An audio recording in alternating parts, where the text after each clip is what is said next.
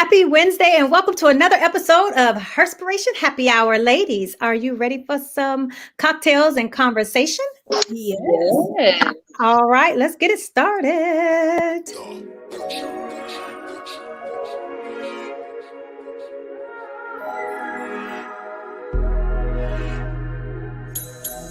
Are you ready for cocktails and conversation? Are you ready for cocktails and conversation? Are you ready for cocktails and conversation? With your host, the unapologetic diva, Dr. G, the girlfriend therapist, Dr. Cortina Lewis, the Blue Phoenix Hills, Louisa Harrell, and the networking extraordinaire, Diana Richardson Philippus. Are you ready for cocktails and conversation? This is Herspiration Happy Hour. Woo! It is Wednesday. It is the middle of the week. And first of all, what happened to March? I feel like March just like phew, flew by. I blinked. And you know what is so funny? Because when March first came in, I had so much stuff going on. I was like, oh my God, it's going to be April before I know it. And next thing you know, it's Saturday. How was your week? How has the last week been since we've been on for you ladies? Oh, wait a minute. Hold up. You know what? Look at there. Just that quickly. It's been that kind of week. I'm not going to worry about the introductions. What are we sipping on? Okay. We are sipping on America Mule, a Smirnoff America Mule. What you need is the red, white, and blue berry Smirnoff, ginger beer, lemon juice, and square ice cubes. And all you do is just put everything in a Mule mug with ice and stir and enjoy. Something easy. And for the mocktail, we have dry cranberry spitzer. And that has a lot, but it's more than actually the cocktail, but you need seed lip roll 42, Munlin cranberry, lime juice, 2 dashes of orange bitters, and you top off with grapefruit soda. So you combine all ingredients except for the grapefruit in a cocktail shaker. Oh, wait a minute. Is this the mocktail? I think I'm on the wrong thing. Yeah, hold on. Oh, yeah, it is a mocktail. I'm like, okay. And you put it in the cocktail shaker, shake vigorously, strain in a glass with the grapefruit juice, and stir well and garnish with lemon. Okay. I had to double check because I'm like, wait, a cocktail glass? Hold on. Cortina, how was the conference you attended? It was great. Now let me see which conference. Oh, the one that was you were speaking on sex, I believe. Yeah, okay. It was last over the weekend, and it was in Jacksonville. Mm-hmm. Yeah, it was really cool, really great. I really enjoy talking about helping people to understand what sex therapy is, and the different nuances and what sex therapists go over and kind of like what's in their wheelhouse. I really find that I enjoy educating a lot in different areas as it relates to sex and sex therapy and sexuality as a whole. And so I did that. I was speaking today at a university to a class, and we were talking about sexuality throughout the lifespan. So we were talking about older, the aging population, and so that was fun as well too. So nice. Speaking of sexuality, before we bring our guest up, there was I know I sent you ladies that link about the woman that was, or the trans woman that was running track with other women, and people found it to be problematic because despite the change in gender, you still have, I'm guessing, hormones like a man. So that when the race started, it was like she walked the rest of them, and there was a parent that was really upset about it. So I'm just wondering, what is you all's take on that? I think probably one of the things that I have two views on that. One of them is, I think, maybe checking hormone levels to make sure it's not an unfair disadvantage as it relates, because although I may be taking hormones, that doesn't mean that naturally my agility and my performance is not that of the assigned birth, the assigned gender I was assigned at birth. So that's the way that I view it. Is it possible that there are individuals of the opposite sex that can outrun or outswim the trans individual? Yes, because it has happened before.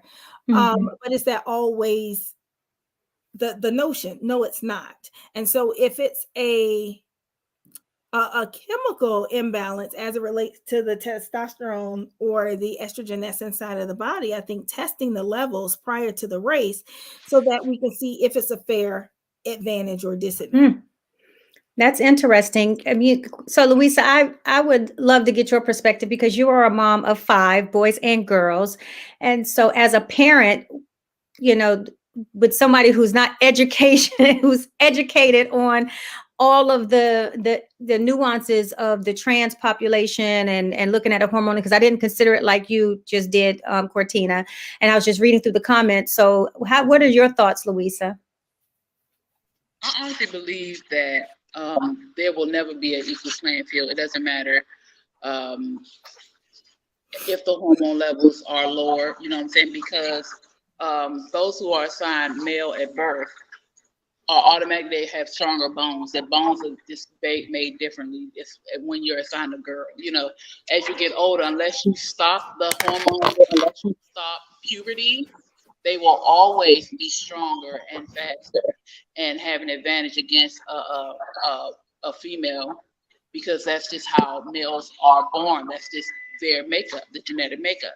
So even if they are taking estrogen, they will always be faster. They will always be stronger. It's just things that they are born with, unless you catch them before puberty.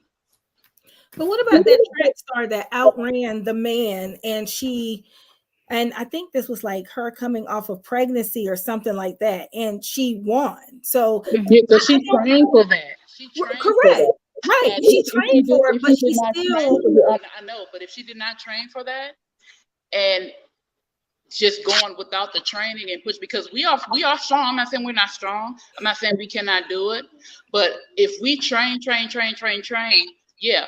But with him with the transgender woman not training as much as she did, he could have probably still beat her if she had not put that work in. But I think everybody should put in work. If you're an athlete, that's true. But what I'm saying is it's still a disadvantage. So why not create the same sports and the same competitions with transgender men and women? Because it's still in a way a disadvantage. That's interesting. Okay. I mean, because I have a nephew that runs track and can walk people down. I ran track and, in high school. So I look at it differently. This was also a different time. I don't recall going to school with any transgender individuals. Gay, definitely. Bi, definitely. But transgender was not what it is now. And I know I saw a comment that said, then they should have their own sport where transgenders are running and competing against each other versus having a transgender female that used to be male running with females who were naturally female. So it's just an interesting perspective that I just wonder, because is there ever a right or wrong way to look at this? Well, I don't know if it's a right or wrong, right? Because you have some individuals where at birth their sex or reproductive organs are a little bit ambiguous. We don't know if it's a clitoris or a micropenis, right? And so when we look at genetically, we can't see people's genetics unless we are geneticists or we do genetic testing. So there are sometimes, like when you have intersexed individuals, And I know these are outliers. However, they kind of fall into whatever socially they were socialized as how they present to the world. However, internally, if it leans more towards the male sex, however, they show up in the world as female because they have both, how do you then do that? Because they are not trans. So now we're creating all of these subcategories because it does not fit societal social norms of what is male and female. So I think if we start creating these categories at some point down the line, because something else may come up later, it will become very convoluted and problematic. Yeah. And so, and it just dawned on me. Oh, go ahead, Louisa. Oh, I was gonna say, well, that's true, but in actuality, there are only two genders. So there are only two genders, male and female. So how do you explain intersex individuals? Intersex because they are born with two. But what I'm saying is, there's no either way. You're male or female, and usually when they're like that, both of them don't work. Usually one organ works and the other one does not. It's very rare that both of their organs work. Now, when I say that there's only two genders, there are only two genders, male or female. You decide if you want to be a male or female later on. You can change, but they're not male, female, and animal. We're not animal. Yeah. So what I think, so you have to also look at it like this, right?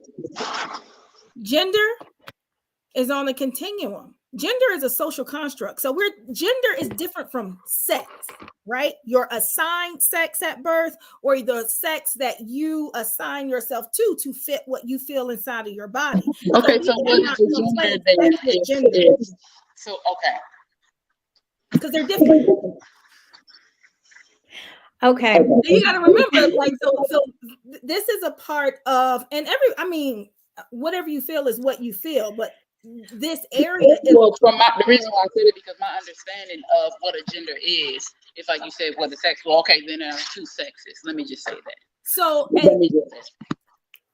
and the only reason why I say that is because gender can be very conflated. I can be gender fluid. I can feel I'm a little bit more masculine or manly. However, that does not mean I'm trans just because I feel as though how I'm showing up in the world might appear to be a little bit more, quote unquote, air quotes, what a man would show up as.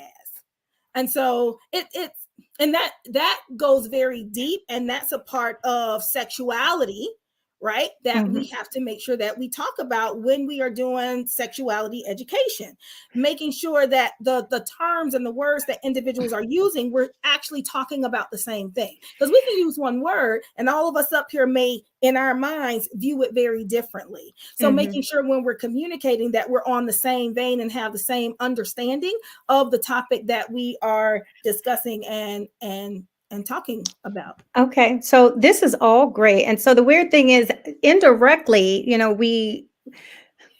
I'm not sure, because it definitely wasn't bringing her on for this, but I'll definitely ask if she would have any kind of feedback for us regarding the molecular structure of our bodies, biology-wise. So our guest today is Dr. Amina Yaqoob. And one thing I love about her is that she's popping on to hang with us all the way from Pakistan. She's a molecular biologist with a doctorate from the University of Punjab in Lahore, Pakistan. And one of the things, not only is she an author, she is a freelance children's book illustrator, illustrating more than 400 international children's books. Oh, wow. One thing that's very unique about her, and that I loved when I was reading her story, was the fact that in her studies of cotton biotechnology, she transformed a gene in the local cotton plant, to get an improved cotton fiber, and successfully defended her dissertation back in July 2021. And the fact that this genetically modified cotton variety is under the process of industrial approval. That is That is so great. But then she also volunteers for several social and scientific events. She's passionate about human rights, Black Lives Matter, All Lives Matters, women empowerment, feminism, and she volunteers for so many different things. Has been the ambassador of the American Society of Plant Biologists in Pakistan from 2018 all the way to 2022. And she's also volunteered as an early career representative in the publication committee of ASPB and has been a part of different flood relief campaigns and virtual pandemic awareness seminars in 20 and 21. When I just say this is probably one of the best ways we can end our last session, our last episode for Women's History Month. She is definitely making women's history. So come on up. Hello, Dr. Amina. How are you? Hello. Hello, everyone. Thank you. And good Welcome. morning. Thank you so much for inviting me to the great podcast. And I'm so glad to speak up here. And although this is 4 a.m. in Pakistan, but I'm so much excited, as you can see, and I'm all set to attend this podcast. Thank you so much. Oh, you're definitely welcome. And so first, I'm going to let you introduce yourself. And I know I told people a little bit about you, but just really tell us who you are, tell our audience, introduce yourself in your words in the way that you would like to for our audience that's viewing and going to tune in later. Thank you so much. Okay, so this is Dr. Amina Yaqoob. As Dr. Gurle has already introduced me more than the words were. So thank you so much for using the great words for me. I'm so grateful. So I have done my PhD in 2021 in plant biotechnology. So I'm a plant scientist by trade, but I love to write and illustrate children's storybooks. So I have been working as a children's story illustrator for the last few years and created more than 450 storybooks so far. And you will be surprised to hear that 99% of my clients are from United States. And 90% of my stories are about the Afro-American families and their children. Yeah. So a little bit about my research work. So I have improved the cotton plant by improving the final product of that plant. As we know that even the clothes we are wearing, they are coming from cotton. So the better the quality of a cotton plant, the better the textile industries can produce the cloth. So this was my main objective of the research work. So I have improved a local cotton variety, and this is under further trials and under the process of industrial approval. Yeah. And wow. Last year, I have started my own small private company named Morality Tales. And from the forum of Morality Tales, I am offering the services of specialized storybooks, as well as I am writing storybooks regarding the moral values with the moral lessons to impact the society by producing the better, by developing the children with better minds and moral values. So this is all about me. Okay, so let me ask this question. What made you transition from, and even though you still do microbiology or plant biology, what made you decide, oh, I think I want to illustrate children's books? So this is interesting. I have been writing the stories, especially for the children's stories. I have been writing these in my native language, Urdu, since my childhood, I think so. So I remember that I have published so many small stories in the newspapers and in the children magazines when I was just in school in the grade 7 or 8. So yeah, this is very interesting that somehow I put aside that author in me when I was a science student. So I couldn't find any time to write further. As you know, that research itself is a very tricky and tedious job. So I went for Australia and lived there for 6 months and did some part of some research work there as well. So honestly, I couldn't find time to write much.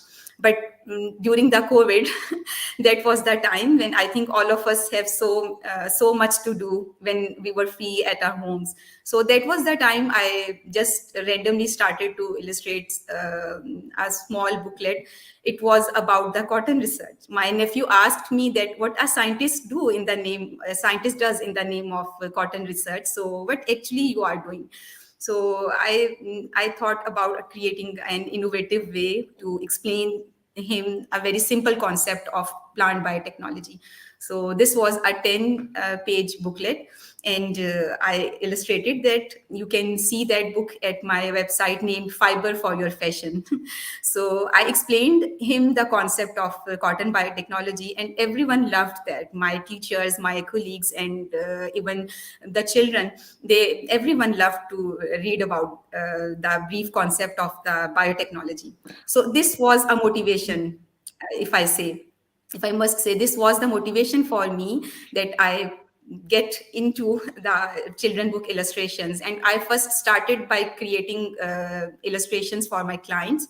I just started working by freelancing, but later on I embarked on creating my own stories, and thanks to Clark Hill's Enterprises, if I'm pronouncing it correctly, that they are proofreading my stories, because English is not my native language, so somehow I need proofreading.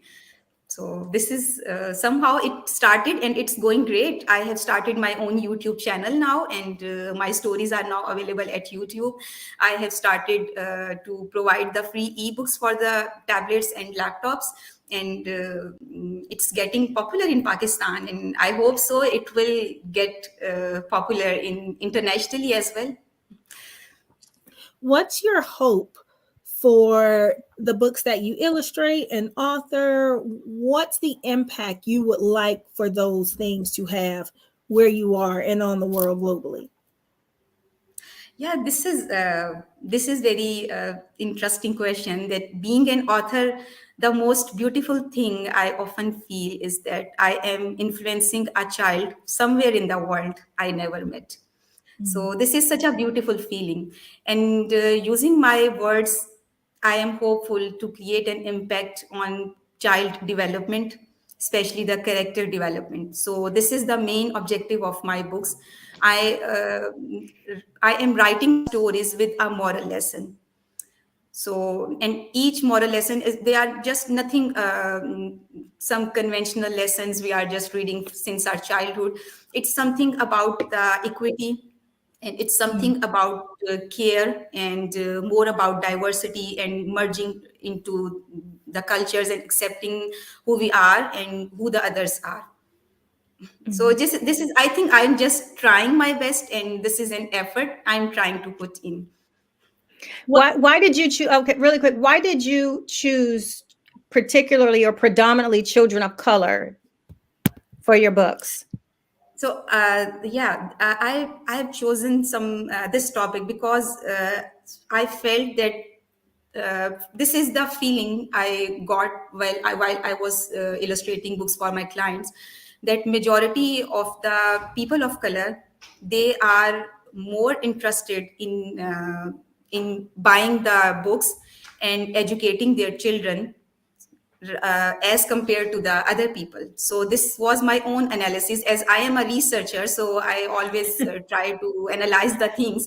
So I figured it out that the people of color, they are more interested in creating specialized books, especially they are more interested in bringing out the stories for the children development, as compared to the other cultures, so as compared to the other nations. So this was very interesting, and somehow this was the motivation for me that as you know, regarding the marketing and regarding the market value, I thought that they would definitely be reading my books. So that's why I am merging those characters in my books. Like one of my stories, the story of a compassion, of Mina's story of compassion. She's a character. I am writing a book series about that character. So this story is including a character of a black Afro girl. So this is a friendship story of a hijabi girl and a black Afro girl. Oh, I love it. Love it. Love it. Have you Go ever ahead. had Oh, have you ever had any of the students or children who have read your books or who see themselves reflected in your books come up to you and thank you, or parents show appreciation for, promoting representation? I wish I could. Actually, Pakistan, no doubt, Pakistan is a very beautiful country, and we have very educated population here. But unfortunately, book reading is not so popular here. So, Okay. book reading and even the book fairs and book reading events, this is not a very common norm here, honestly speaking. So that's why I created books and I am selling them internationally. My books have been sold out in Europe, in Germany, in Poland, in the USA, Australia. So in different countries they have been sold out, but not in Pakistan. So I wish one day there will be a time when I can see the faces of those happy children who are enjoying my books and who are cherishing them up. So maybe in the next few months, I will be joining a red carpet event. Hopefully, I'm trying for it. So maybe there will be a time and the dream will come true, and I can see that I can see the expressions that how my books are, how they are getting those my concepts and my words. Have you ever thought about, having, and I don't know the cultural guidelines in Pakistan or anything, but had it ever occurred to you that possibly because literacy and reading is books is not Yeah. really well known in Pakistan for children, creating a space where you can introduce the idea or the concept of book reading and everything where you are to kind of promote that literacy in children in Yeah. Pakistan? Yeah, that's my objective as well. Okay. So as I have mentioned that I have provided free ebooks, and this was the initiative I took for my own people. So I provided the free ebooks because because it was somehow not affordable for me to provide them the printed copies. Of course. So I have provided them the free PDF for the tablets and laptops. And these are books. I think six of the free ebooks. I have created 12 books so far at my own. So and six out of the 12 books are freely available at my website to read. Okay. So and I will be providing more books, and I am planning to create some free book reading events at different schools or libraries. So this is my objective as well for the coming year. This is just it. Yeah, because I was gonna ask the same question I was gonna ask Fatima, because I'm like, maybe you could like go outside and feed children and maybe try to read to them or something in that way. But you have a plan to try to implement that day. That's really cool because I know the laws and everything are a lot different. Yeah, yeah. Because just I So, have started this morality tales a few months back, so this is in the very initial stages of Mhm. getting its name. So hopefully, as I am so much busy with creating the books for my clients and creating my own books as well as doing my work, so this is one of my objectives. But hopefully, in the next few months, I will be providing free book reading sessions at different schools and libraries.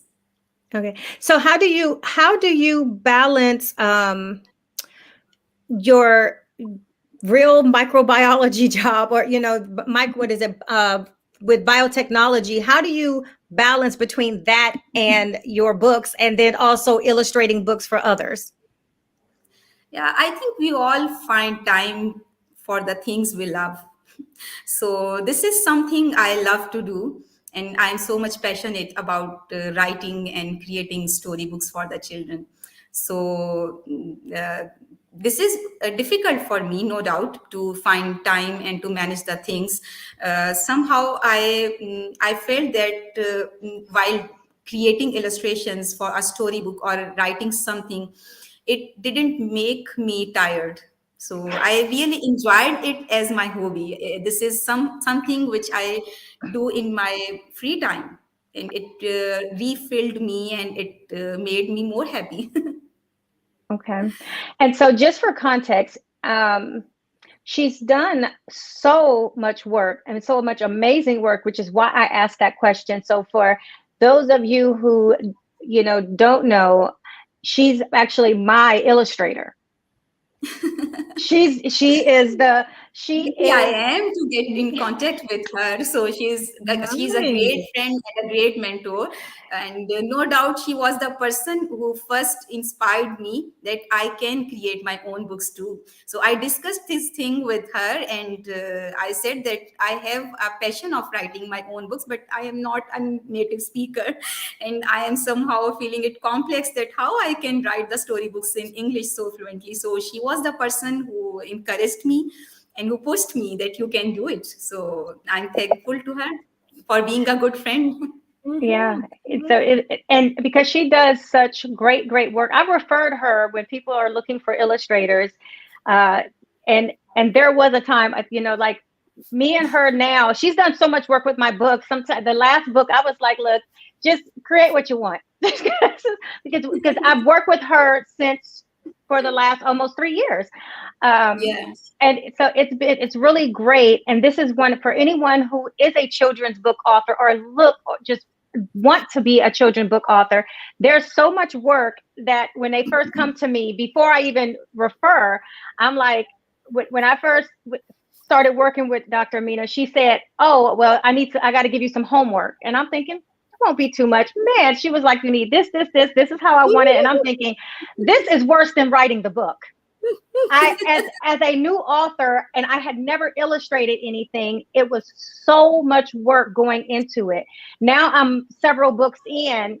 I could just write it, and I'm just like, here's some notes, and then I allow her to also pour what she wants as she's reading it, and then we'll just tweak it along the way. So if you have a really great illustrator, you work with them for the long haul of your books, because the longer you work together, trust me, the less work that you have to do on the opposite side. Because everybody who writes their first book, and I give them the homework assignment that I was given, they're like, do you know how long it takes? And I'm like, yeah, well, don't approach her until you have this done, because that's going to be the very first thing. If Because after you write the book, understanding this is what goes into it. You have to illustrate each page of what's on it, down to the color of the dress, the color of the background. If you have walls or outside work, what color do you want? Grass? Do you want trees? Do you want dogs? Do you not? Or is there a slide? Is there a park? What are they doing? Oh, wow.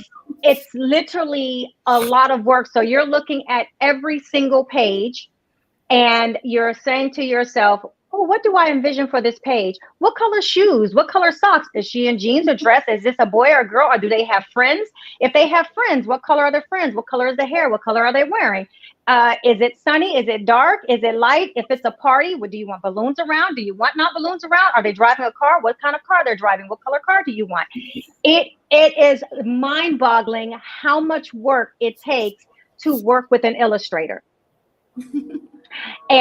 And so now, having several books in, I sometimes skip some of that, and I'm like, look, I'll illustrate some of the things that I want. Oh, the hair can be this way, but for the most part, I'm like, look, willy-nilly it at this point, because just write it. And then I think for the first time we reversed it. I had came up with, I think you illustrated and then I wrote to it, which was Yeah. odd. Which Yeah. was odd. So I have to ask, because I know you don't do that often. What was that experience like for you, doing the opposite of creating the pages and then me writing to them?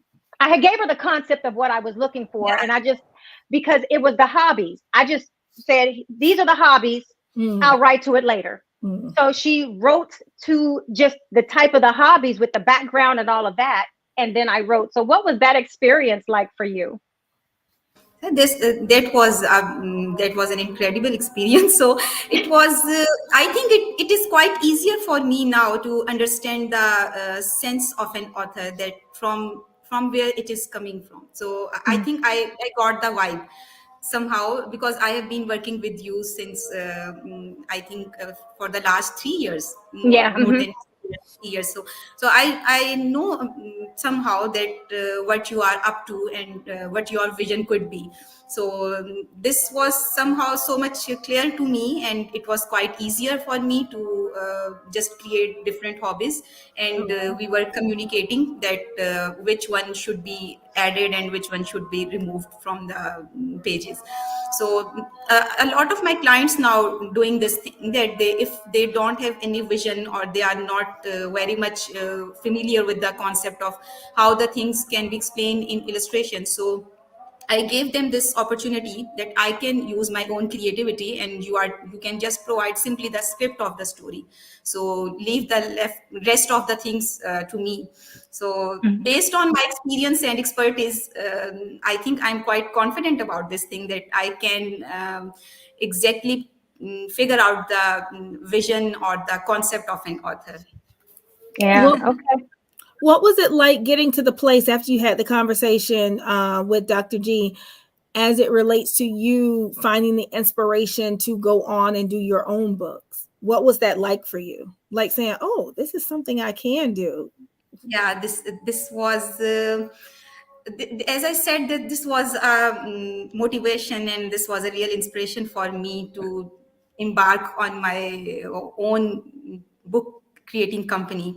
So I discussed this thing with Dr. G, and she encouraged me very well. And she not just encouraged me, she actually guided me that how the things can be done. So, being in Pakistan, it was even not possible for me to create an account at Ingram Sparks, because the Ingram Sparks is not available in Pakistan. So a friend living in Australia, he helped me in creating that account, and I then uploaded books using just he created that account on my behalf, and now I am uploading the books on that account. So all these things, I was not familiar with these. So Dr. G explained me very well that how the marketing can be done, and how the books will get more success and more audience. And even she did marketing for me. So a lot of stuff, even I am still I am learning a lot of things from her. So Okay. she's guiding me throughout this process. And I think I was actually, everyone needs someone expert in some particular field to guide you, or to show you the exact right pathway, Right. from where to start and how to move the things. So luckily I found her. And So everything is going well. And I hope so that it will be a success. Morality Tales, everyone, there will be a day that Morality Tales will be conducting sessions internationally in different countries. So this is my dreams, and this is my dream and hopes as well. And I'm very passionate about it. so let me ask you this question with regards to morality tales. How did you come up with that name? Oh, this is sweet. So, Morality Tales, this name, basically, morality, the word morality, it was meant for creating the moral lessons, moral stories for the children. So, the name was a friend, as I mentioned, my friend named Fred in Australia. He helped me in designing the logo. My friend Mona, she actually designed that logo, but the concept I discussed with my friend, and he encouraged me that. And again, he was the person who said that you should specify the topics you are going to address, like not a random storybooks, but you should be focused that what type of books these will be. So I said that I am my objectives are to create the moral lessons or the moral storybooks, which at least do something for the character development in children. So this name was assigned by both of us. We worked it out and searched for different names, and then this was somehow this name hit both of us, and we agreed it on it, that this name is good, Morality Tales. Tales means stories, and so. And then the logo was designed by one of my friends. She is a graphic designer, so she designed that logo for me. And the logo is also showing the two students reading books, and the light is coming out from those books. So Mhm. this is a teamwork. I think we all, these are the people, Dr. G, my friend Fred, and my friend Mona, and so many other friends, my family, they all supported me, and I was able to do that along with my academic career. Mhm. From the That work that you've done, what has been your the favorite book from yourself, not all of the thousands of ones Yeah. that you've illustrated, but from yourself, what has Yeah, this is been very important question. Yeah, this is very what? important question. So my favorite book, I have recently created a coach with her positive approach. So this book, I dedicated that book to my yoga instructor, Anna. Hmm. I love, I am a yoga person, and I do yoga, morning yoga with my coach Anna for 2 hours. So I just love that girl. She is so much talented and have how can I explain? She's so much positive. So, and I wanted to presented her something on her birthday. So I created that Oh, book, Coach with Her Positive Approach. It is a poem, and you can find that at my YouTube channel as well. I just provided that freely as a PDF as well on my website and as on YouTube. And it got, I think it got just 112 views in the first week. oh wow. And this is just a simple poem, or you can say these are the words from my heart. I simply explained what I feel for her, and my gratitude, my wishes for her, what the yoga has done in my life, like how I felt not just physically but mentally as well. So this was all about my expressions. So this poem got so much popularity in Pakistan, and Hmm. yeah, you will love that. You can find it on my website and at my YouTube channel. So this okay. is one of my most favorite books. Very cool. So where can everybody find you? Because I want to make sure and have your information so that way when people want to go to the YouTube channel, purchase your books and all of that stuff. Yeah, the people can find my Insta page, my social media pages. They are named by Morality Tales by Amina, and simply they can just go to the website www.moralitytales.com. So all the information is available at my website. The links to my social media pages and even to my YouTube channel. You can enjoy the free books available at my YouTube channel, as well as free ebooks are available as a PDF for the Hmm. tablets and laptops. And you can order for the specialized book if you have any specialized books for your children to present them on birthdays and any special events. And even the teachers, they are, a lot of teachers are my clients, and they create specialized books on some sensitive topics, and even for the students who need some special attentions. So I have been created a lot of stories about those children.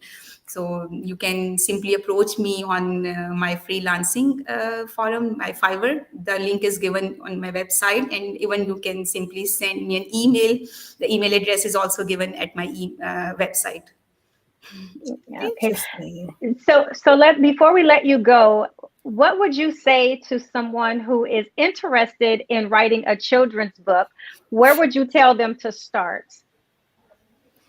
Ah, I am not so much expert in providing any advices. I would be humble in it, but honestly, I must say that write what you want to. Not I think not just copy others, what others are doing, or don't just get inspired from anything which is going on. Just start by writing something from your heart. use the simple words and whatever you feel. I am not a native speaker of English, but I just started writing something in my own native language, and then I translated them into English and get them proofread from Dr. G, her company. So this was a long journey, but somehow you can see my books are getting popular. So I think the language is not a barrier, the culture is not a barrier, and even if you are living in a developing or underdeveloped country, still this is not a barrier. The main thing is that you are clear and transparent that what you want to do, and use the words simply, use the simple words which are coming from your heart. So this is my message to the beginners. Okay. And well, definitely everybody, if you want to get more information, again, for Dr. Amina, it's www.moralitytales.com. All of her information, she said, is on there. We thank you so much for coming by and hanging out with us and sharing your story and getting up at 4 o'clock in the morning to come and hang out with us. Oh my. Do you get to go back to sleep now? I will go to sleep now. Actually, this is Ramadan. I think you know that this is Ramadan going on, and we are all up. This is somehow I am so much fresh, you can say, at this time, because we are all up. My whole family is up at this time, and the fasting is going to start, and it will end at 6:30 p.m.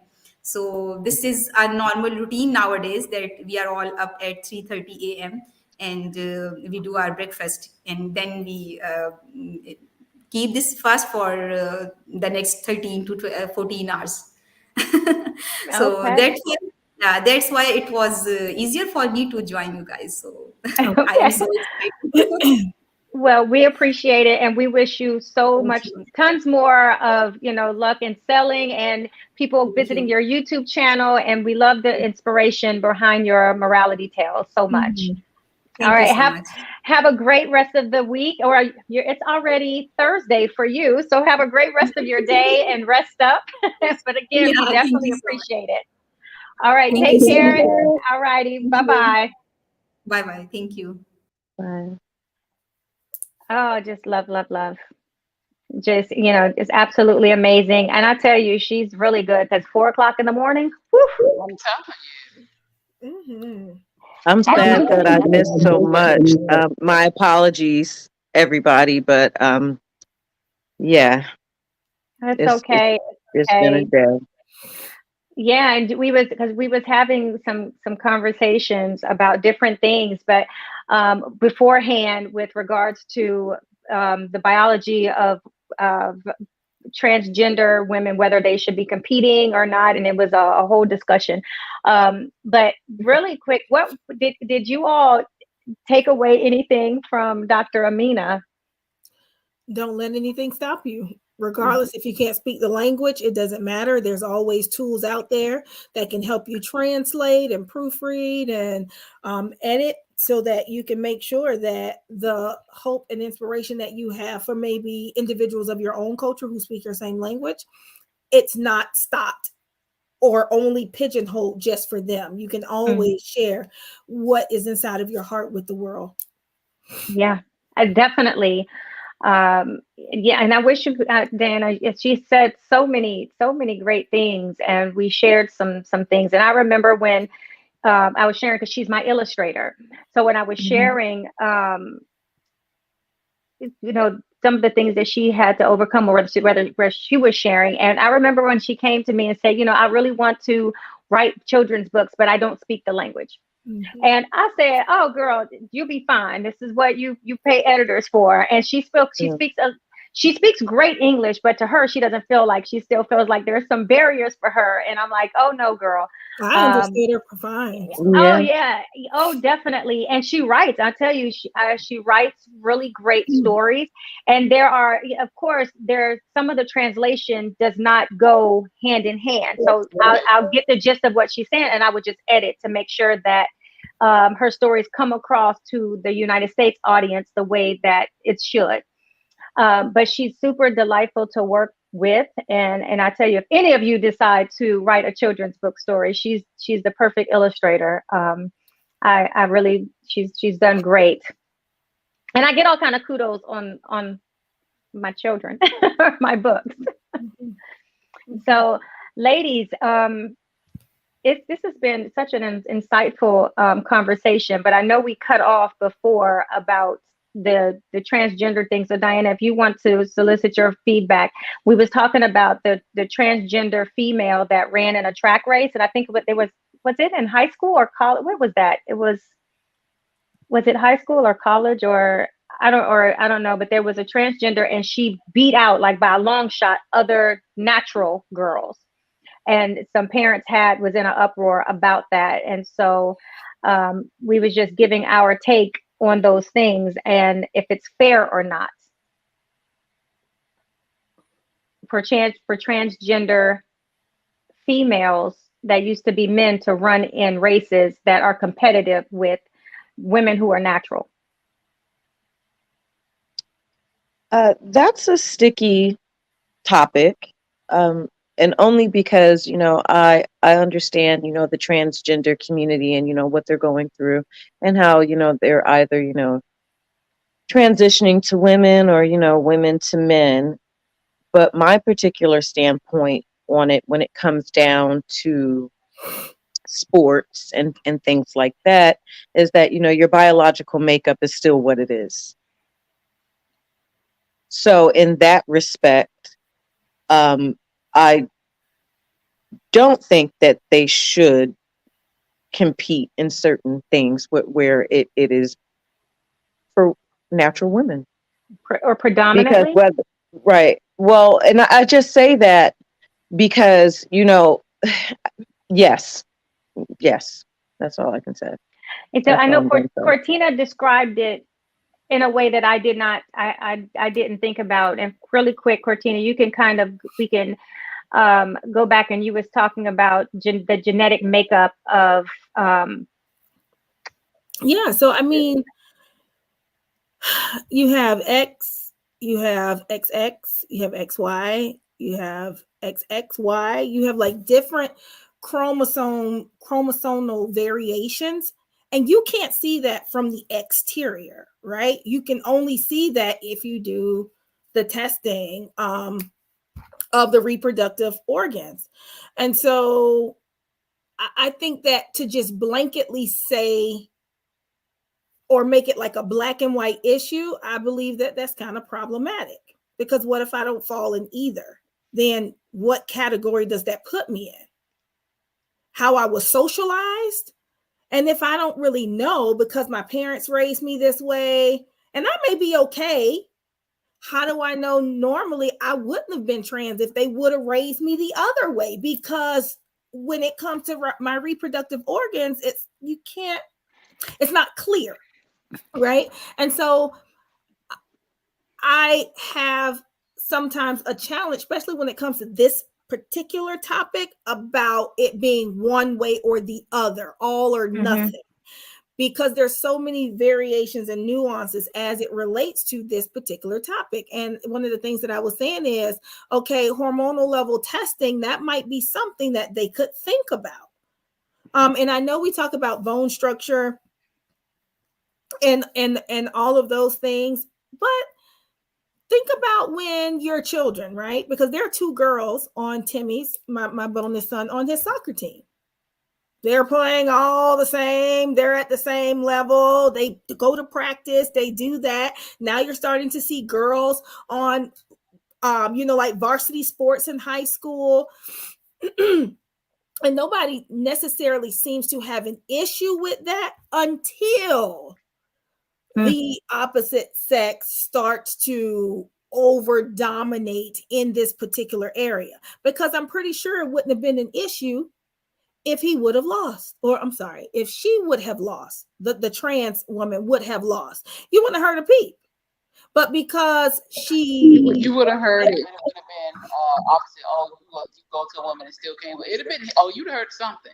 But it wouldn't have been an issue where we say, don't let them compete. Louisa, what do you mean it would have been an issue? There's always some type of conversation. So it's an uproar because she won. But if she had lost, then it would have been some sort of maybe a teasing type of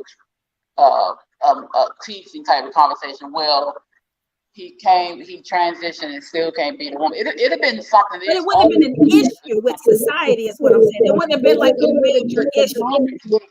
I think that the issue has been there prior to whatever this situation is. I mean, this isn't a new topic. This is quite an old topic. You know, we can even speak about, you know, in regards to whether, you know, transgenders should use the same restroom as, you know, those that they're transitioning to. And while I get the, you know, the X chromosome, Y chromosome, and all these different makeups, let's just keep it real here. Men really are in certain sports, you know, they're stronger, and a lot of times, not all the time, because can a woman maybe beat a man in track? Absolutely. Absolutely, it is possible, but men's genetic makeup is different from women. It is what it is. And if you're transitioning, while I understand it and certainly don't have a problem with any of the transgender community at all, but there are certain things, like, I mean, I don't know. I mean, that's just my. I just think we Pardon? oversimplify it by just making it a either or, you know, like it's either this way or this way. I think that's oversimplifying. Well, what other way could it be? It's man and woman. To me, it's not black or white. That's not what it is. But then tell me what it is. I think there's if it's not okay. So I get what you're saying. Like, you know, so transgenders, you know, they're transitioning to the opposite sex, whether it be man to woman, woman to man, right? But in that respect, well, to me, it is black and white. It's man or woman. Now, when you have the transgender, yes, they're transitioning to whatever. But at the end of the day, your makeup is what your makeup is. The hormones and things like that they're taking doesn't really change what their biological is. It might change some hormones. Maybe they can grow breast. Maybe their voice can become softer or deeper, you know, but you are what you are at the core of it. I don't have an issue with transgender male or female playing sports with the opposite sex. What I do have a problem with, though, are sports like MMA. Do you remember when the transgender women, mixed martial arts, when they wrestle, they box, they do all of that? Well, the transgender male went in the ring with the natural woman and beat her ass. Like, stuff like that, I have a problem with. You mean a transgender female? What did I say? Yeah, I'm sorry. Transgender woman went in the ring with a natural woman, and he tore her up. I mean, it was terrible. That I have an issue with, because that is physical. Boom, you know, you're fighting. You have no control over that. That I have an issue with. But other sports, no, because I played football with the boys. I played soccer with a boys and girl team when I was younger, but when I was in high school, I played football with the boys. I had to work out like the boys did. I had to lift weights. I had to do all that. So I understand what you're saying as far as that. And I had to do everything they did. So I don't have an issue with either playing on any team. But when it comes to sports that require that type of power, boxing, MMA, stuff like that, I have an absolute issue with. So when I say it's going to be problematic, because that's going to be like whoever oversees that decision making, picking and choosing what sports they would and would not be allowed to participate in. Well, they can participate in anything, but when it comes to stuff like that, I don't think they should be with a natural transgender woman should not. Okay, so let's go back to the track where we started. Because if you say track, some people may say no football, some people may say swimming, some people may say basketball. Well, those things are not contact sports. I'm talking about contact. Track, I have absolutely no problem with it. I was just saying why they may have had an issue with it, but anything that is contact where you have to go blow for blow, no. But swimming, different things that it is whatever the people that are over the sports decide. But for me, as long as it's not contact, where you can actually do harm to a person's body. I And, say. and again, that creates a slippery slope because and I'm talking about on from a political standpoint, because we know those are the ones that will implement the laws and the rules and how we have to move forward. True. I don't think that there will be able to be a variation. It's going to be yes or no. Let's take the restroom situation. So you're telling me I can participate in these sports if you say I can, but I can't use their locker room. Or right now, we do know, however you identify, more often than not, it depends on the state and the county, what cell they put you in. So it's okay for me to go to jail and be on the male side because I identify as a male, or I'm a trans female and I'm with the females. However, I am not allowed, if I was on a team, to go into the locker room with these individuals.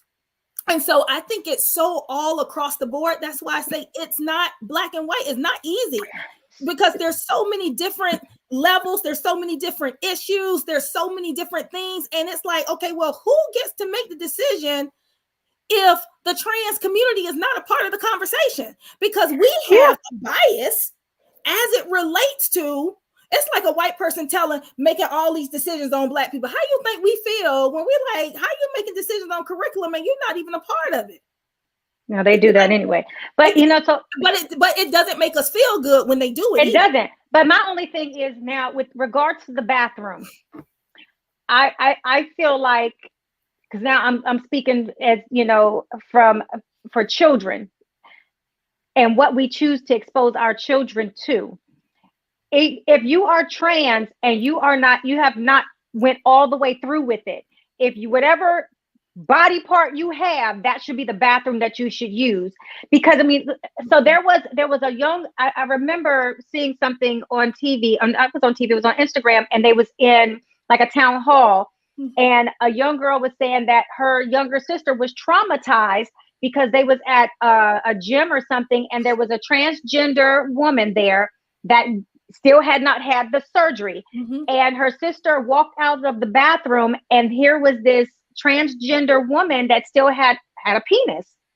And this young girl that I think was like 6 or 7 was exposed to that. How did she even see it? Because they was in the showers. It was like a gym. I'm thinking it. I think that's very different, right? Because even if I was in the gym and there's a 6-year-old little girl, she can be traumatized by seeing another naked woman. Exactly. But it's still very different in terms of what you would want your kid exposed to. I believe in those private showers. Well, there should be. I agree, but it's still not that way. But I'm just saying that if it's just all stalls and you're going in and you're doing what you need to do and you come out and you're not exposing and walking naked, that's very different than using the bathroom and being fully naked and open in a public space that still has children there. You're right. And I'm sorry. I would feel wildly uncomfortable to walk out of a bathroom and see somebody with a penis, because I wouldn't immediately know that they're trans unless they're just dressed like that.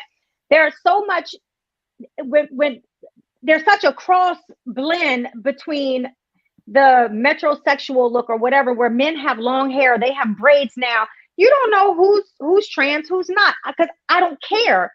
What I care about is that I feel secure when I'm going into the bathroom. And I'm sorry, I've seen plenty of penises, but I'm not going to sit here and feel like I should be comfortable if what? I'm not saying be comfortable. That's so comfortable. But people are going to people. You are going to have men in men's locker rooms. I don't think 6-year-old little boys should be exposed to men, even if they have the same parts anyway. I agree. Little girl. So if we're looking at it from that perspective, I think decision making on individuals' parts and being more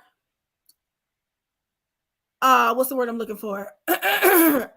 Conscious about your surroundings and your environment, I think is respect. I think it's privacy, because let's just be honest, you can be in the bathroom with all biological males and be fondled, be molested, because 9 times out of 10 it's not the trans individual. I'm gonna It's say not. 9.9% of the time, it is not the trans individual that is I agree. perpetrating against minors.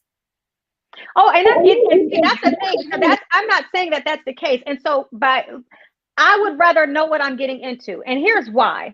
I think that the US, they've been body shaming for so long that it makes people uncomfortable about how they feel about their bodies. And I'm gonna tell you why I say that. I lived in Europe for a little while, and I tell you what, it was like, woo, transition for me, because they don't body shame, or they're very body positive and body forward. So there's a lot of unisex. There's a lot of unisex bathrooms. So when I first went for my first like spa and massage, and they had a sauna and a steam room and all of that stuff, they knew I was American because I had my swimsuit on. And you know, they told me, you cannot wear that in the bathroom. If you want to be comfortable, you can wrap up in a towel, but there's no clothing allowed. Mentally, I was like, okay, I already know what I'm getting into. It was still very different. It was still very, very different. Going to the restroom or going into an area or in a spa or sauna and coming out, and there's a naked man showering right next to me, having a full-blown ass conversation as if we were naked. He had his wife right there, and they're both complaining about the steam room not being hot enough. And I'm thinking, why are we having this conversation? And I'm like completely naked. Fast forward, you couldn't tell me nothing. I will go into a sauna half naked, but I always was conscious when an American walked in because it was immediately uncomfortable. If we grew up like that, there would be no issues with children walking in a bathroom and seeing body parts, because naturally it's not taken that serious. It's just the body. But for me, not knowing that that's not posted, and I'm walking into some place that's saying that, you know, hey, this is a unisex. To me, that's a little bit different, because if it's unisex, I have an opportunity whether I want to come in there with my kid, whether I want to come in there because whether I would feel comfortable, because we can then make that choice. Right now, we don't. There's not any choice there in a lot of spaces still.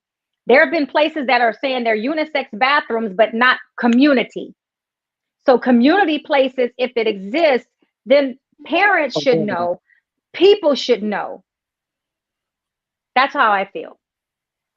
Just let me know what I'm getting into. That's all. No, I think that should be I for would you. agree with that.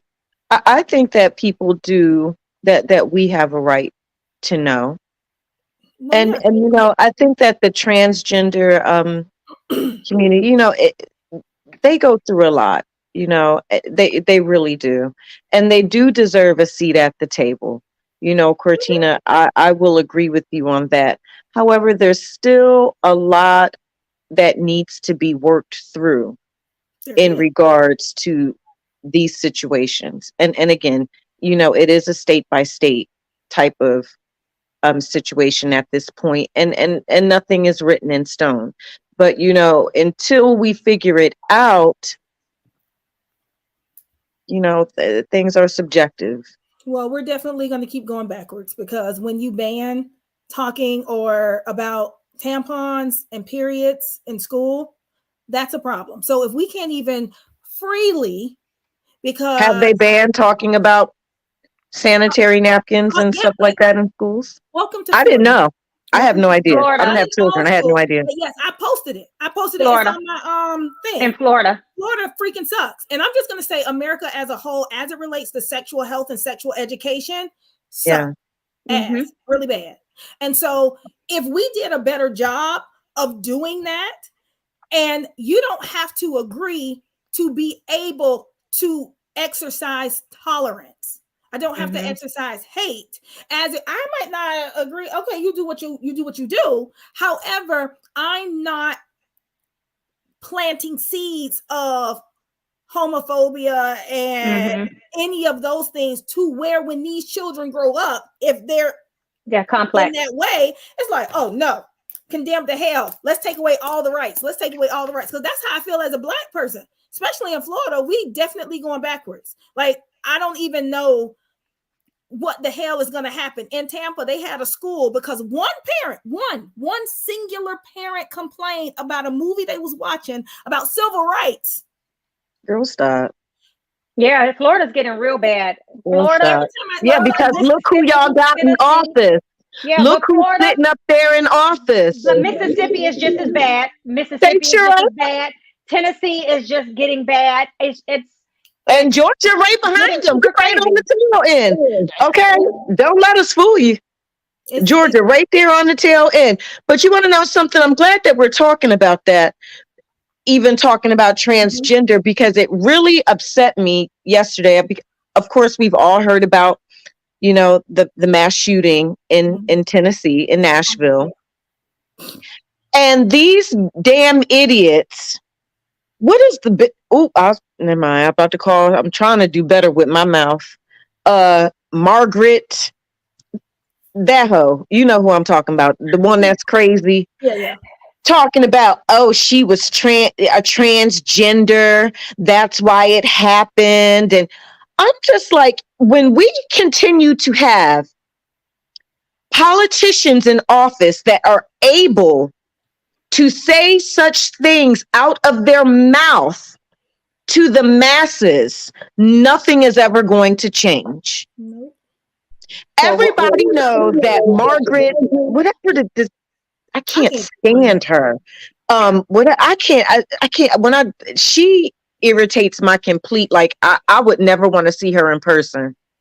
I wouldn't, because I would want her to say something sly to me. I'd probably go to jail. I ain't even going to, I'd probably go to jail for whooping her ass. Look, okay, I will whoop her ass quick and let her know that mouth will get you in trouble. Seriously. But anyway, she is an idiot. And what's the other guy? I mean, they're just talking about the whole mass shooting is because she was a transgender. But we don't talk about all of these cisgender white men and boys who go in and shoot up every I was goddamn just thing. saying that. I was just Period. Yeah. So what's their problem? And it's not a mental issue. They try to put it on you mental. No, it's not. And that's the mental health.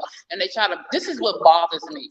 With all these umbrellas, all these different topics and different things, they try to put everything under one umbrella, and you cannot do that. That's not fair for people who actually have mental health issues. That's not fair for those in the LGBTQIA community.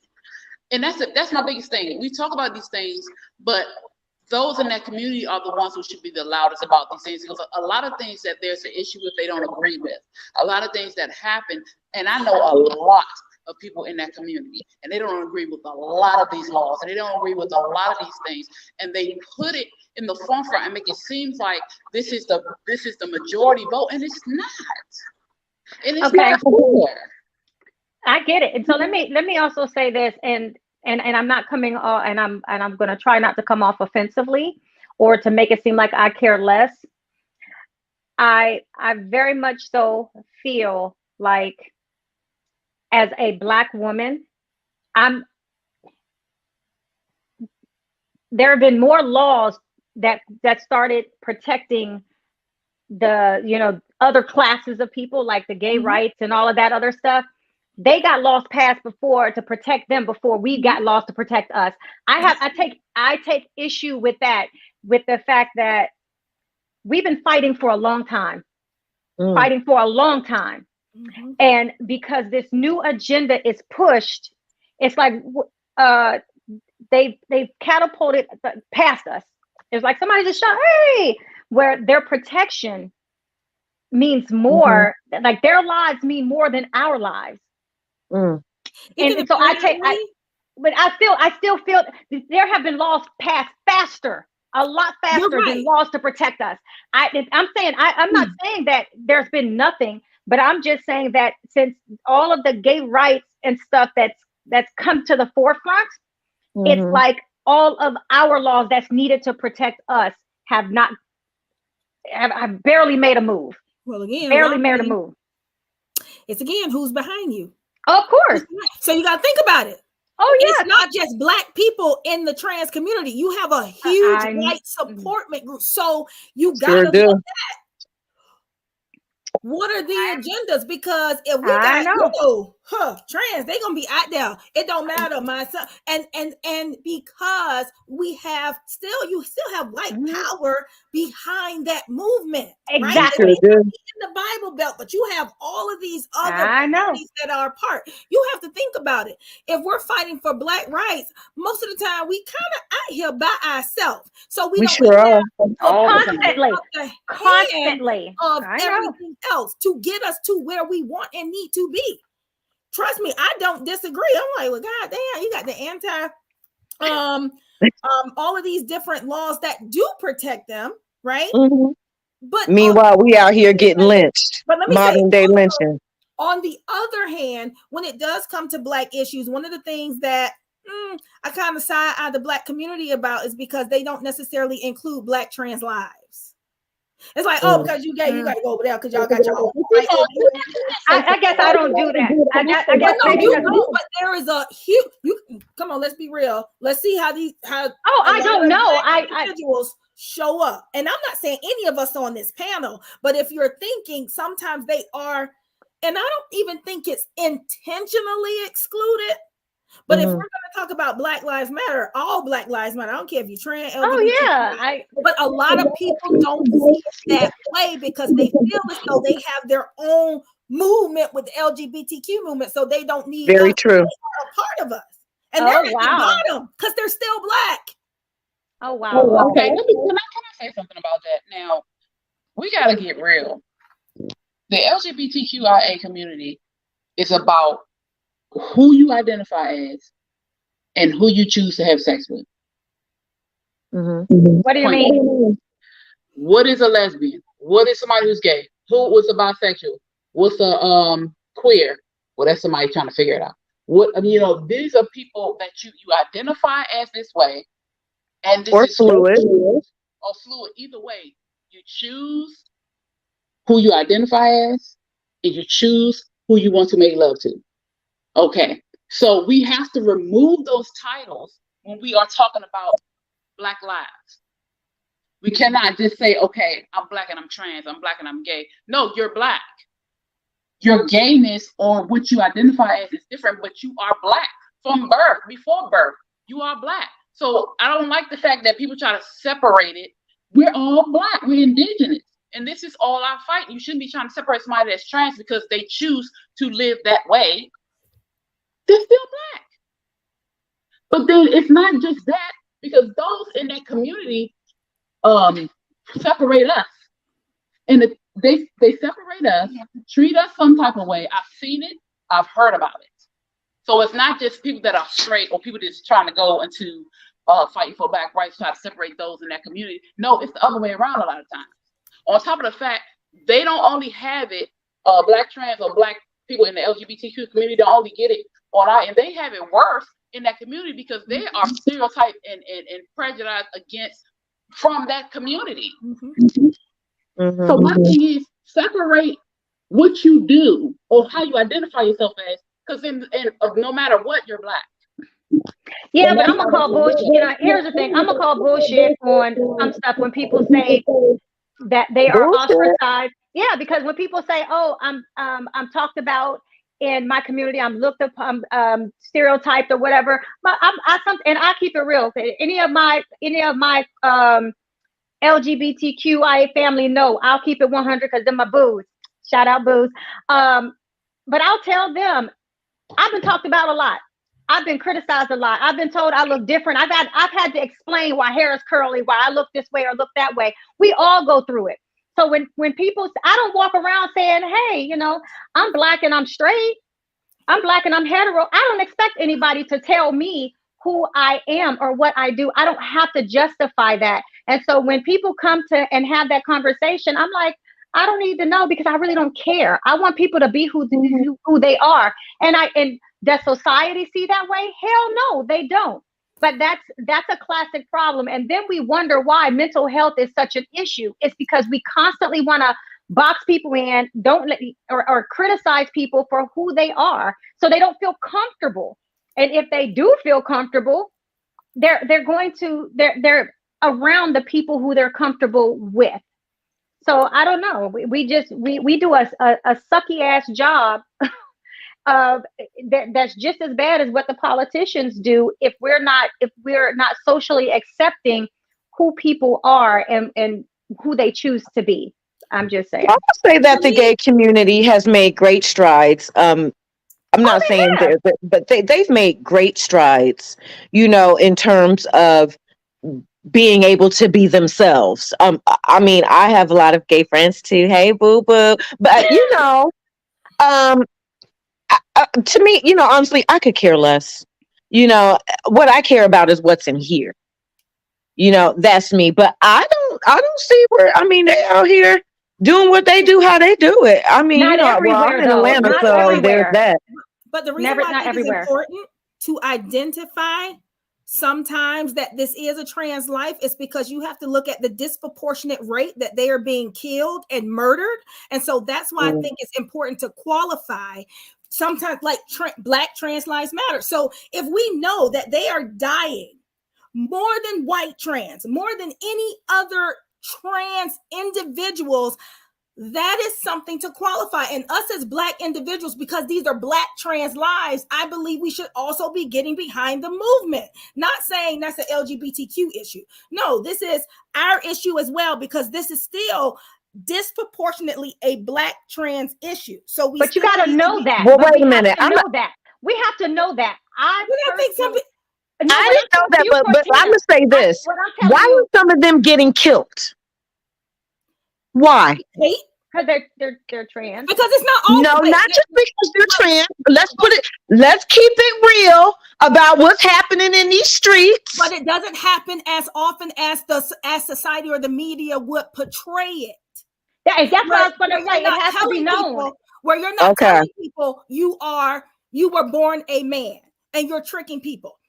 More often than not, That's the what I'm murderer- talking about. The murderer would have you believe that they did not know, but they did know. But the fact that they were going to be found out, or it was Then going they to kill come them. out, is Yeah, what that's caused the it. case So right there. That's usually the we case. can't push the narrative that, oh, they out here tricking people, that's why they got what they got. No, more often than not, these men, these cisgendered men, know what they're getting into when they do it. However, Hold on. more often than not, yes, Because I have a family member. We was out. We were out. Family member. I hope my cousin ain't watching. We was out. We was doing our thing. And it was a transgender man, that woman, whatever, beautiful. But I knew, okay, and it was talking to and it wasn't like, hey, you know, how you doing? I'm transgender, but you know, you cute or whatever. Mhm. Like trying to like pushing up. I had to tell my cousin, like, I don't think it's what you know, because I know. I just put it that way. And then I had a conversation with her, okay, about that. Don't do that. Don't do that. Child, I'm going to tell you this. But I know. the trans community does not support that. Right? So we have Black people that go rogue all the time, right? Just like we be talking about these Not people rogue. They go rogue, like they busting out windows during the very peaceful protest, and you're like, God damn, Right. I messed it up for all us. Now they all Exactly. like we doing this. The same thing happens in the trans community. It's like you have a small percentage of individuals that are not honest and share, you know, their transition. All of them. Don't get me wrong. I'm not saying, what I'm saying is that it does happen a lot. And I'm not saying that they deserve to be murdered either. So don't take what I'm saying out of context. I don't think they deserve that. They deserve to be murdered. But when we say a lot, we really have to look at statistical data. So we just can't go by our own experiences. We have to look at what is the data showing based on the investigations that have been done and the perpetrators that have been captured when the truth really comes out. And oftentimes, guess what? Let's just be honest. The police are not even really trying to investigate these because they don't give a damn. They don't care. True. Now, the only reason why I'm extremely passionate about this because this is part of my profession and my career. And so it's not just what I'm saying and what I'm sharing. Some of it is my opinion, but a lot of it is what I've researched and what I've learned based on the studies and looking at all of these other things. And so when I'm sharing different things and I'm like, I'm not sure quite how that's landing to me. It's nothing against any of you. It's just Oh, I don't really care. Yeah, I'm in it, see it, around it. But that's the thing. You have to. It's different. Exactly. So that's the thing. It's like, it's not that I care any less. I'm going to always have my opinions. I am, but I do believe in data, but because you are required to look for those kind of things. And so like education and literacy wise, I can speak on it. I can tell you states. I can go down the line about parents and children and all of those things, because that's where my passion lies. And so when even I would say this, even as a journalist, there is not much that comes out when it comes to the trans community that's negative.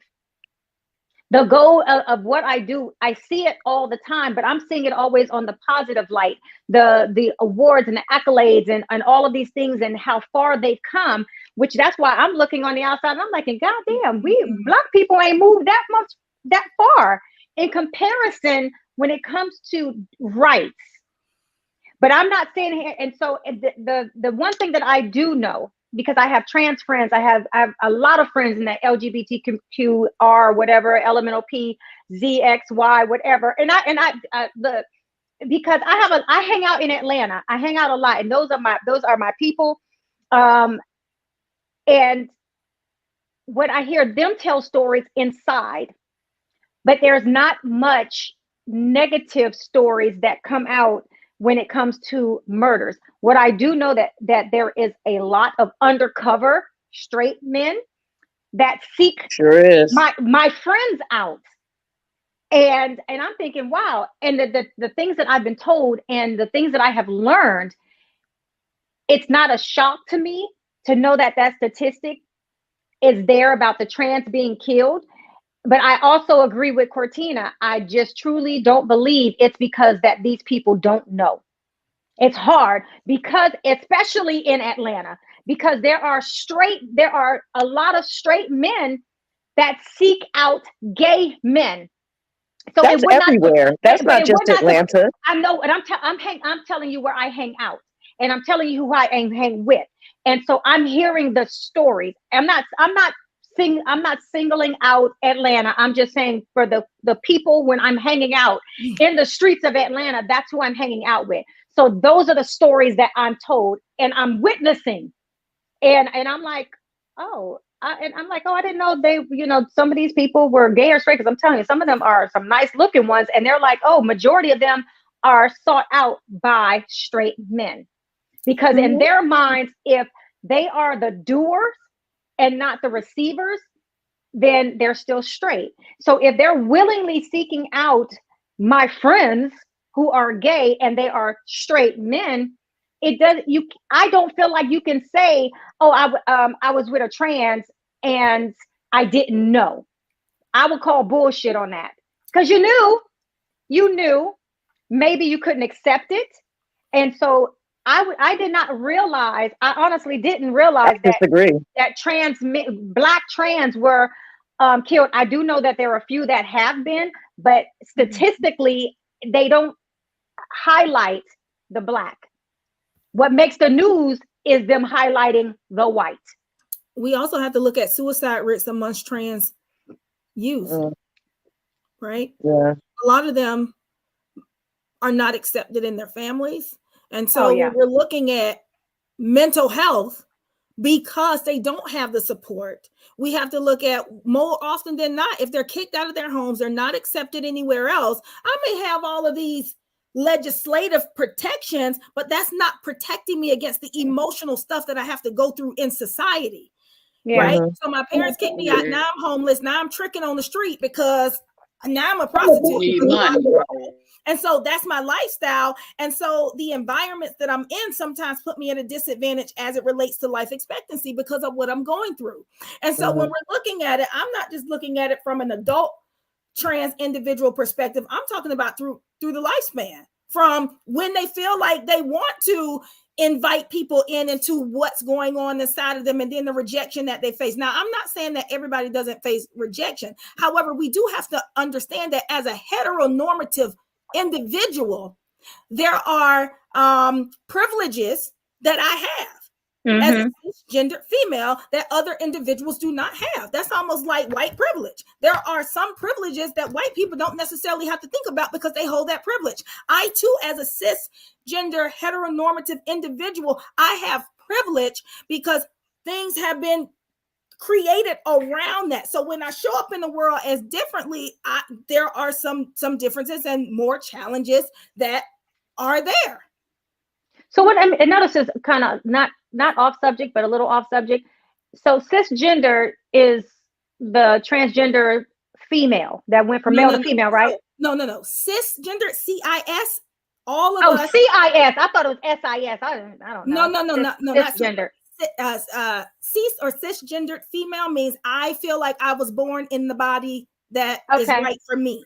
So you're either cis male, cis female, trans male, trans female. So learn something new because I thought cis man. Hey sis. Wait a minute, break that down one more time.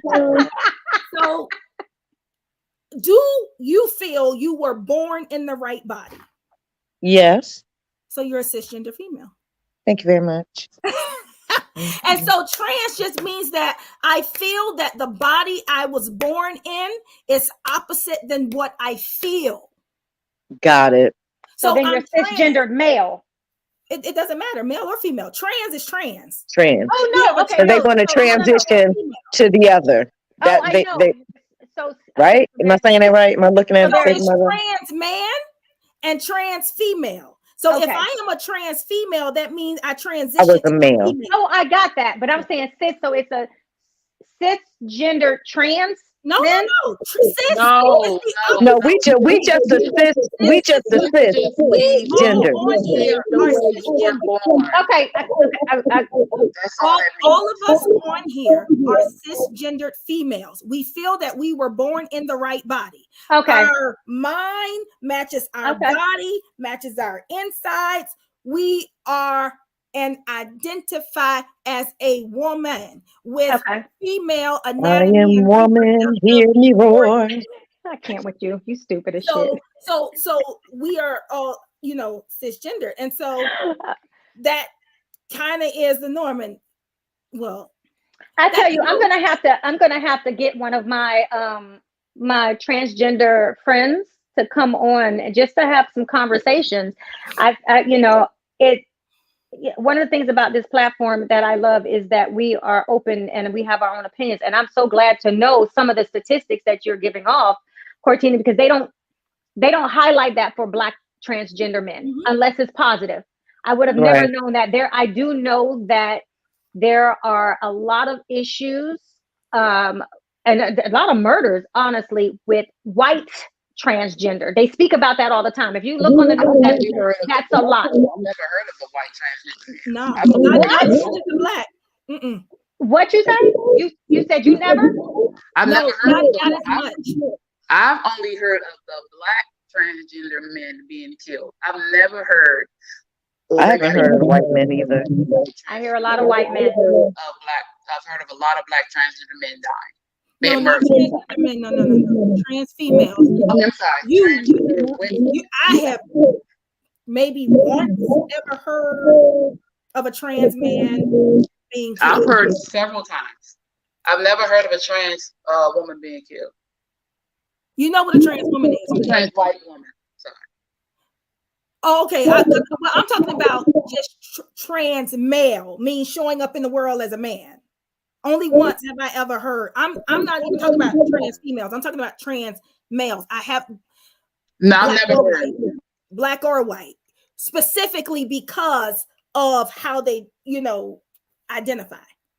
Yeah, never heard of trans man, only trans females. Yeah, and I can probably, in terms of comparison, I would say I probably only heard of 2, maybe 3 trans Black women be killed. But and I know it's higher, but what I'm telling you is that if you look in the news or what's typically written about, it's the white trans women that are murdered and whatnot. You're just reading different things, and when it come across, especially if I'm doing CNN or something like that, and I'm looking for different stories to write for my Lean to the Left podcast outlet that I write for, which is a little more political, I don't see as much. Honestly, I don't see as much. So I didn't realize that there was an imbalance in the transgender community of murdering. I know that normally it's with somebody who they just had sexual intercourse with. That much I do know, which is terrible all by itself. But well, look here, we have some passionate folks, but I'm definitely going to ask one of my trans friends to come on. Well, let me say this before you say that. When it comes, I love Flame Monroe. I don't know, and if you don't follow her, follow her. And I also love Giselle. What's Giselle's last name? So you can follow these individuals. Hope Giselle. Right? So you have Flame Monroe and Hope Giselle. They are both trans individuals, right? Trans women. Totally opposite ends of the spectrum as it relates to the information they will share with you on this podcast. So although the individual who comes, they might be trans, understanding that they might be speaking from their experience, but not necessarily agree with the movement of the trans community and things like that. So I just wanted to put that out there for the listeners. So when you listen, whenever we have that guest on, so you're not like, oh, well, this one person said this. So no, definitely. It will always be left up to, but that's the thing. Everybody that comes on here shares their experience. So we're all sharing our experience or our perceptions or thoughts or opinions on all of this, whether professional, academic, or personal. I would never say that. I mean, we've had people who we thought we were going to talk about fashion, and we end up talking about suicide. So there's no one size fit all. When people come on here, they share their experience, because even with anyone that you say, oh, let's bring them on, depending on the way of the conversation, it could still come off bias, because you're sharing your personal experience, and it's not for us to judge or pass any level of judgment or look differently on the information, because everybody is going to have their perception is their reality, and it's shaped usually from experience. Everybody's come out story is different. I mean, literally, some people haven't fully come out to their family, even though they're grown. But the only reason why I'm saying that is because people, they can understand and separate. We are all different, right? When we're sharing our opinions or our thoughts. When you have individuals who have not necessarily been exposed to trans individuals, they may take that as gospel. That's why I'm saying that, because it's not like we have a consistent trans individual who's a host here. So because we're talking about this, they may already have implanted in their mind and be like, see, I told you, that's what that one person said. Whereas for us, they're a little bit more open-minded to say, I don't agree with that, but they're not going to ascribe their disagreement with us to how we identify, if that makes sense. It makes sense, but I'm still going to stand by. Everybody's story is going to be their own. And even if you brought somebody on, people, even all the information that you just gave, people are still going to dispel that. Well, I don't care what you say. Here's how I feel. Well, that's fine. But I'm saying I don't want people to take it and run and ascribe it because this person is trans. That's what but people are still, even though we don't want that, people are still going to do that. People think social media is fucking real, and half the time it's just like, oh, it's not. It's not.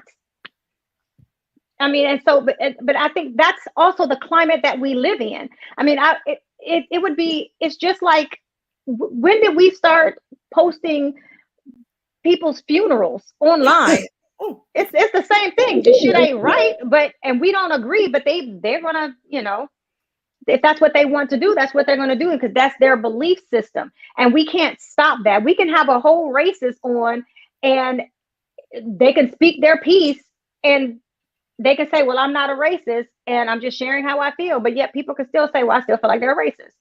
So that's the one thing about conversation. It's all about perception, and there are some things that we can't change in the way that people perceive things, right, wrong, or indifferent. I mean, we're not all here to agree. We're not all here to disagree. But I think one thing that we will always say is that we're going to always respect our points of view, and we would hope that our audience will respect everybody's personal point of view without taking it and running with it, because that's their belief on something, you know. So that's one of the things that, you know, the goal is to educate and inspire. And we hope that the information even shared here today is we was given information, so hopefully it makes us better advocates and informants on everything that we heard, so that way when someone else is out there and they've listened and they have that aha moment, like, I didn't know this, now I can speak differently because now I know. And so that's one of the things that will always, I hope will always be a takeaway, is that we become better informed about the conversations that we have, especially when they're extremely sensitive, like, you know, Black Lives Matter and Trans Lives Matter and gay rights and, you know, Black rights, or, you know, for the things that it's important to advocate for when it comes to the political system, the judicial system, even local level governments. The shit that's going on in Florida, the shit that's going on in Tennessee and Mississippi.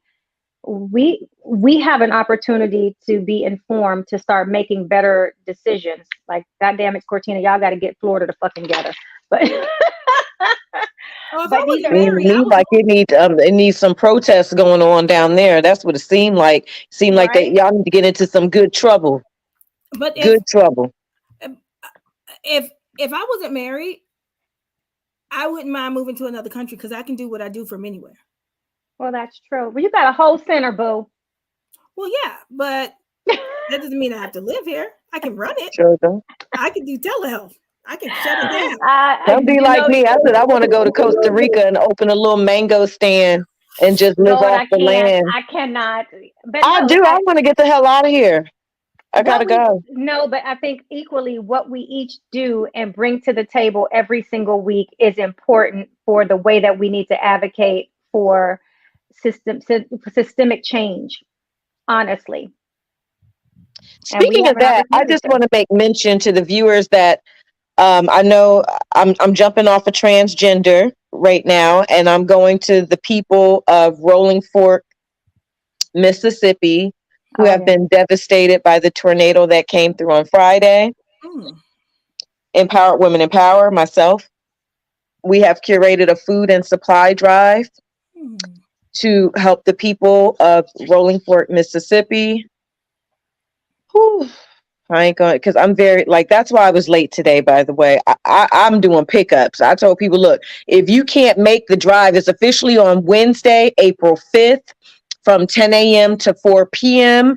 But people, you know, they have people boxes at their jobs, like people are dropping stuff off. I'm going to pick stuff up. Let's help this community, y'all. When I say they need it, I mean, they're very poor and they don't have nothing.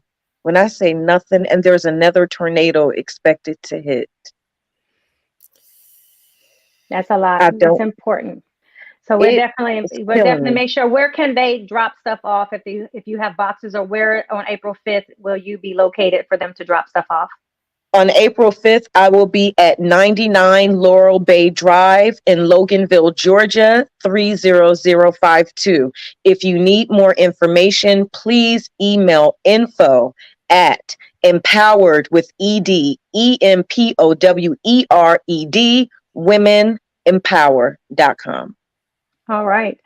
So this has been such a great time. Look, first of all, this has been one of the longest podcasts we done had. Yes, ma'am.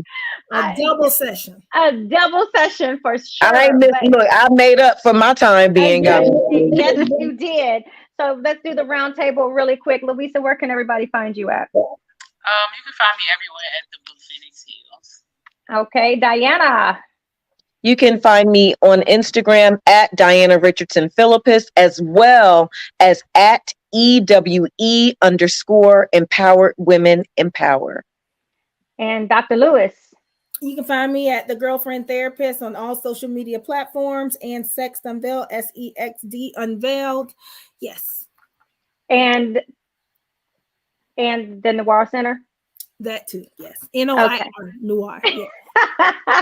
And you can find me on all social media platforms at IAMDRPGURLEY. I am Dr. P. Gurley. If you would like to be featured on the show, you can just go to herspiration.as.me. Really quick, I will tell you, we have Shaniqua Johnson on the show next week.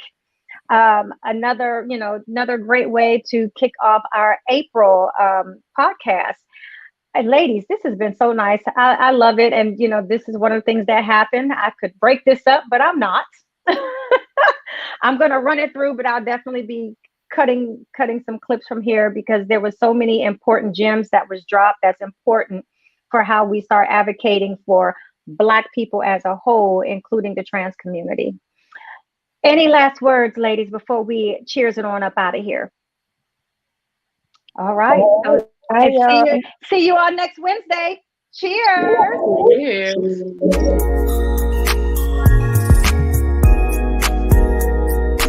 This is Herspiration Happy Hour.